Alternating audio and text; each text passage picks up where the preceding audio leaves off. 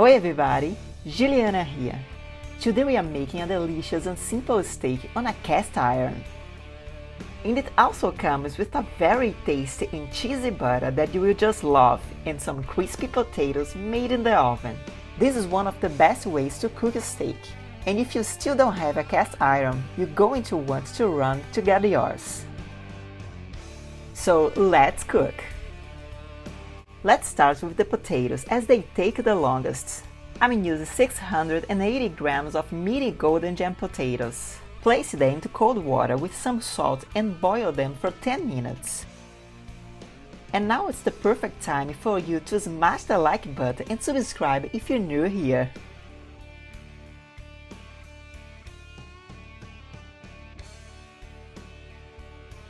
Press them with a wooden spoon, making sure they're not too soft and still keep some shape.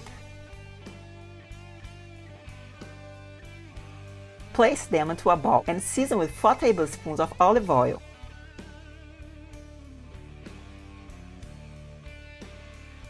Black pepper, some thyme and rosemary.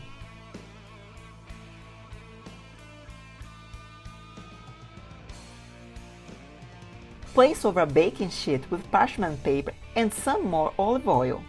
Sprinkle some kosher salt. I don't like to add all the salt in the beginning, so it can be tasty and add more while you cook. Place into the oven and bake for 30 to 40 minutes until they're really crispy. When they're done, add some more salt on top. I like to finish with molten salt.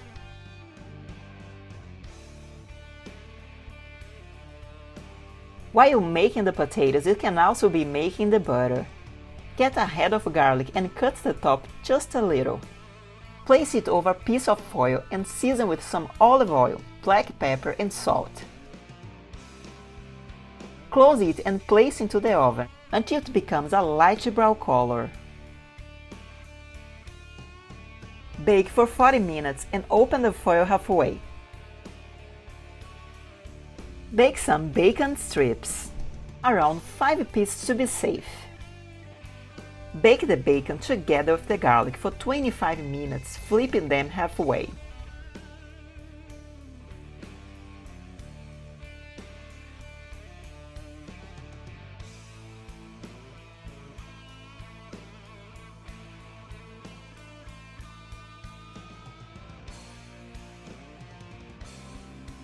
Meanwhile, chop a quarter bunch of chives.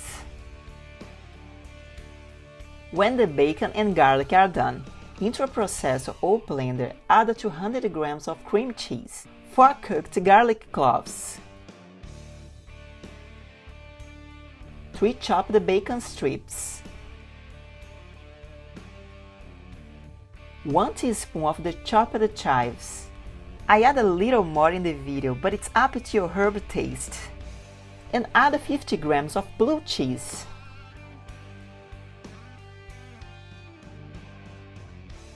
Blend it using the pulse about 3 times. Stir to combine any remaining pieces of cream cheese. You will start your steak when the potatoes are almost done. I would say 10 minutes away. Today I'm cooking a strip loin fine cut, about 350 grams, which is enough for 2 people. Make sure you pull out your steak from the fridge at least 20 minutes before cooking, to bring it to room temperature. Dry your steak with some paper towel and season very well with black pepper and salt. I don't add all the salt here because I like to finish adding molten salt on top. Get the cast iron, which is an excellent pan for cooking. Not just because you get your daily iron from the pan, no chemicals into your food, non-stick, but also the flavors and the caramelization that these pans give to your food is just incredible. Cooking with cast iron, it's all about controlling your temperature because it really can get very hot. So always make sure you protect your hands. It also makes lots of smoke, so if you don't have an outdoor oven like me, be very aware. It was why I needed to make 2 steaks for this video. The first one just got too smoky in the house, and I couldn't film and show it properly. Get your pan over high heat, and when you see the smoke, add the oil.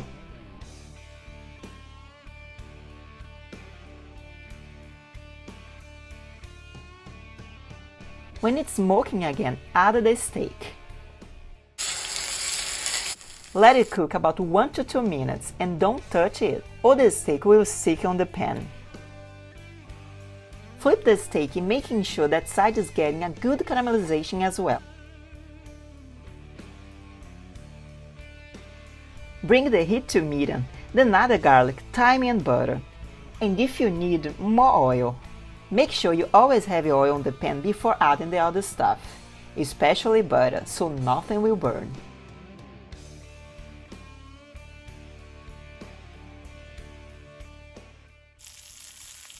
Baste the steak with all that brown butter that was seasoned with the herb and garlic.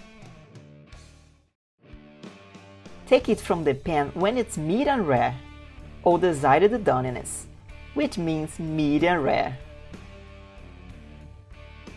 For steak doneness, you can also check my restaurant-style steak video in the description.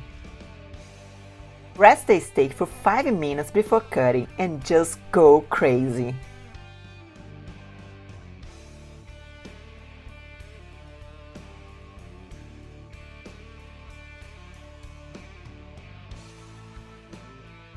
Serve with the potatoes and cheese butter. This butter is great with the steak and also with the potatoes. I personally love just the steak by itself, but sometimes it's good to try something else, right?